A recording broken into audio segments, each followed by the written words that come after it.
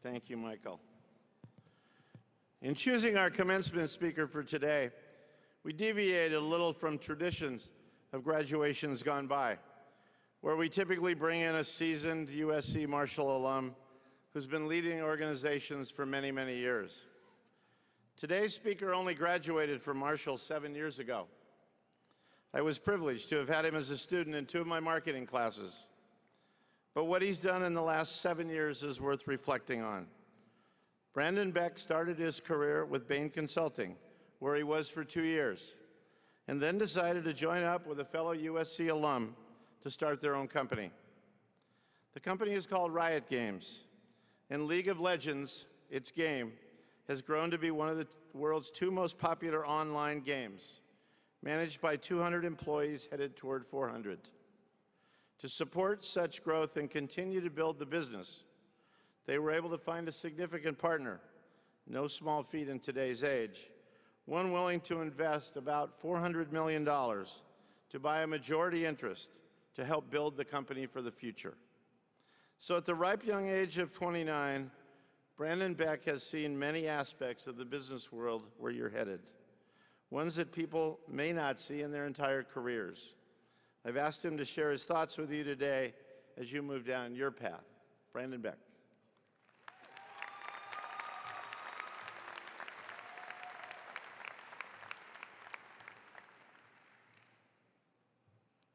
Thank you, Dean.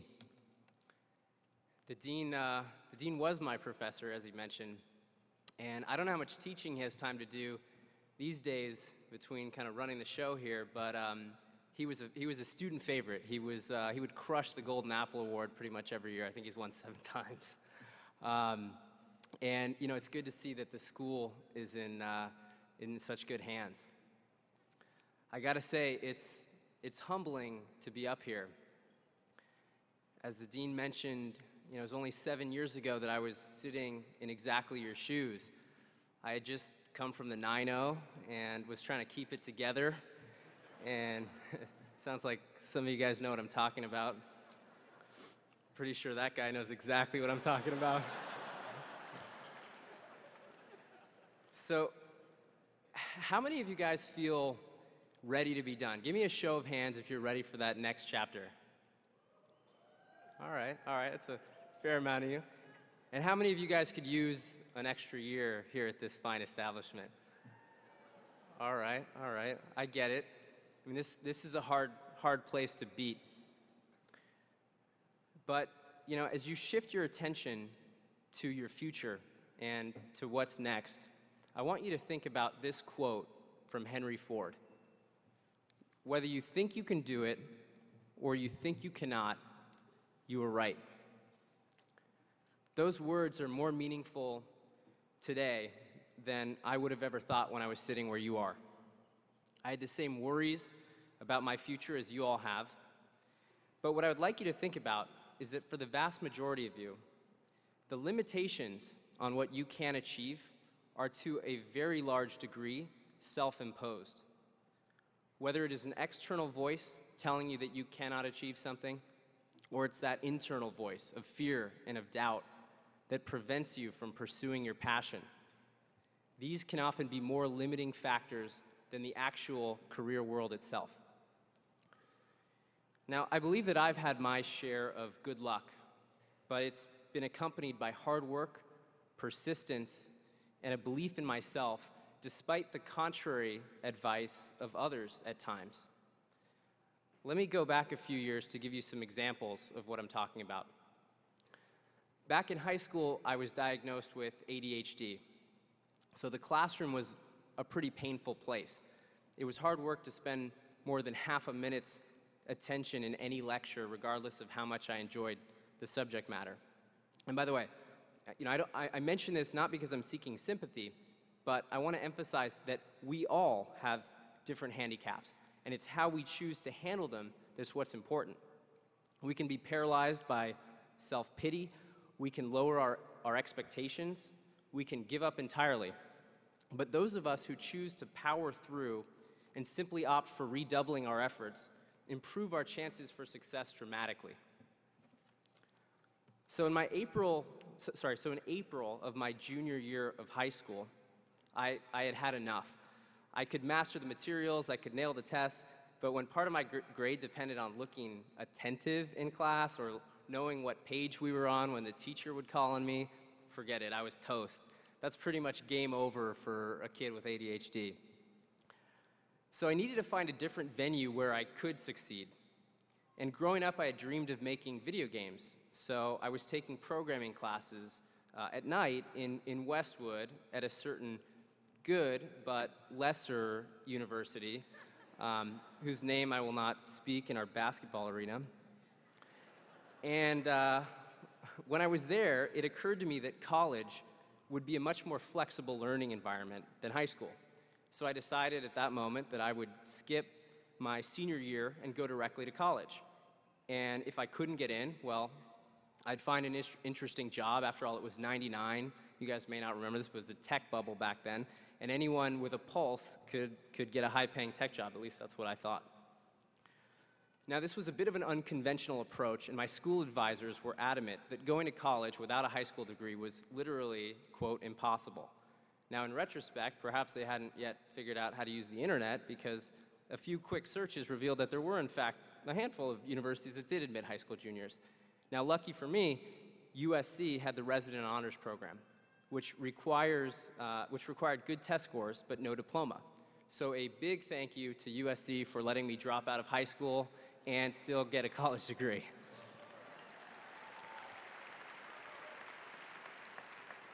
Remember, whether you think you can or you think you cannot, you are right. I had a great time at USC. I'm sure all of you have had a really good time. I lived on the row for a couple of years at Sigma Chi, where I was the social chair. In fact, I dated the sweetheart of Sigma Chi, who's now my wife. So talk about return on investment. It's right over there. Hi, babe.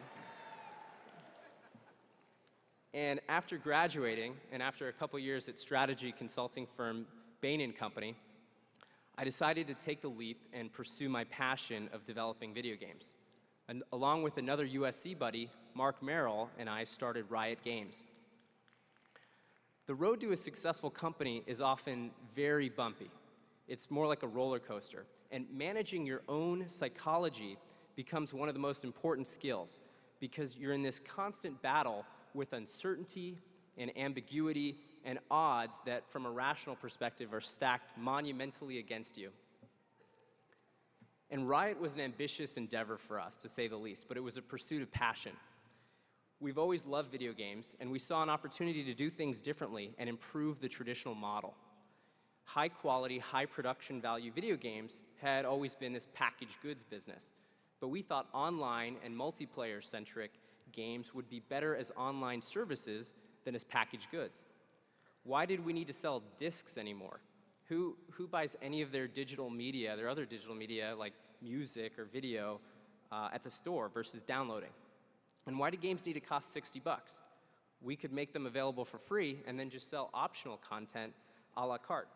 And players could opt in only if they saw value. This would shift the burden onto the quality of the content and the experience. And games on discs were static, like movies. Games would get printed, and then the developers would literally move on to the next project or sequel. So we thought games should have live development teams dedicated to evolving the experience and to reacting to user feedback. We wanted to build a company that saw the world through the eyes of gamers and had a commitment to quality and a relentless focus on the player experience. Now, all that said, how are two 20-somethings with no track record in gaming going to show up out of nowhere and pull this off right in front of the big guys? For starters, we were going to need to recruit the brightest and most passionate talent in the industry. And we were going to need to build a ton of technology, which, full disclosure, we were not qualified to build. And most importantly, we were going to need to build a high-quality, deep, and engaging game that could win over millions of fans. Oh, and by the way, we would probably need to spend close to $20 million before we could launch anything. So let's talk about the numbers for a minute. As a rule of thumb, venture capital firms see 100 pitches for every deal that they actually fund. And going back to the managing your own psychology piece, as entrepreneurs, we had to get comfortable that the odds were against us to get funded. And not to mention that at the time, I was a 26-year-old CEO with no CEO experience. And then, among funded deals, VCs generally expect the majority to fail, with a handful breaking even or producing marginal returns, and 1 in 10 to be that hit that pays for all the losers. So this means that even if we did close a successful round of funding with a top-tier venture capitalist, odds were still that after a couple of years, we would have failed ourselves, our investors, and our team. The first 10 VCs that I met with all turned us down. But remember, whether you think you can do it or you think you cannot, you were right. Eventually, persistence paid off, and we found a great set of VCs that shared our vision and were undeterred by the risks. I'd like to highlight 2 additional elements of my good fortune. One was teaming up with a partner who has more than delivered. Having a partner that you respect and that you trust, and even better, has skills that are complementary to your own, is a huge advantage. 2, because we made our passion our work, coping with the grueling demands of a startup became a lot easier. Now, in our business, we see people as our most valuable asset. It's not technology, it's not brands, it's not IP. And as a company, we are relentlessly focused on attracting and retaining the brightest and most passionate people. In our world, and in technology in general, we ascribe a lot more value to aptitude and passion than we do to experience. Now, perhaps this relates to our own bias. After all, I haven't turned 30 yet, but I'm dangerously close. But this notion is based on our own results. We find that in today's technology environment, the world moves and changes so quickly that bright, highly adaptable people who are passionate problem solvers are who you need. Experience is valuable too, but only if it doesn't get in the way of adaptability. More importantly, as the rate of technology advancement has been exponential and not linear, the world is changing more rapidly than ever before. And as a result, experience is becoming more and more fleeting because it's being obsolesced so rapidly. And I'll give you guys an example of this that you can relate to. So, until recently, marketing has always been this broadcast medium. Marketers would saturate the airwaves with catchy slogans and brand messaging via television and billboards and display ads. And with the advent of social media, marketing has abruptly changed, and it's changed permanently. Social media has empowered ordinary people like you and like me to spread our own views on products and services far more pervasively than ever before. Suddenly, our noise and our feeds can actually drown out the marketers. And more importantly, people trust other people far more than they trust advertising. So marketing has now become this dialogue, and marketers today must understand how to listen. They need to know where that dialogue happens and how to effectively participate in it. You guys get this. It's like second nature for you. In fact, some of you are probably on your Facebook feed right now and not paying attention to me. It's cool. We've established that paying attention is not my strong suit. But what you need to understand is this. There are marketing VPs at Fortune 100 companies who will never understand this as well as you guys do, regardless of how many Twitter webinars they attend. And I did say Twitter webinars. There's an industry around training people via online seminar in how to use Twitter. It's kind of hard to imagine, right? But that is precisely why these executives are in many respects obsolete. This is your world. You guys are graduating into a tough economy with a high unemployment rate. You guys are all smart people. You're painfully aware of this. I'm not going to belabor that. Instead, my advice to you is not to be discouraged. You're entering a world where incumbency and experience are losing ground to aptitude and to passion. Our leaders are getting younger, from Facebook's Mark Zuckerberg to Google's Sergey and Larry to the President of the United States. The playing field is being leveled, and this is your home court. You guys have had the wonderful good fortune to attend this outstanding institution. Don't let the inevitable setbacks and disappointments that every one of us face deter you from pursuing your passions. Remember, inspiration lives outside the box, not in it. Cultivate and trust your own inner voice. Whether you think you can do it or you think you cannot, you are right. Now, before closing, I want to thank my parents, family, and my wife for all the love and support they've given me and for the wonderful role models that they've been. And I know when this ceremony is over, each of you is going to want to thank your parents and family members for their support, particularly those family members who in some cases have undertaken significant financial commitments to help send you to this amazing university. So thanks so much for listening. It was truly a blast being back here. I've never been prouder to be a Trojan. So more importantly, congratulations on your graduation and good luck.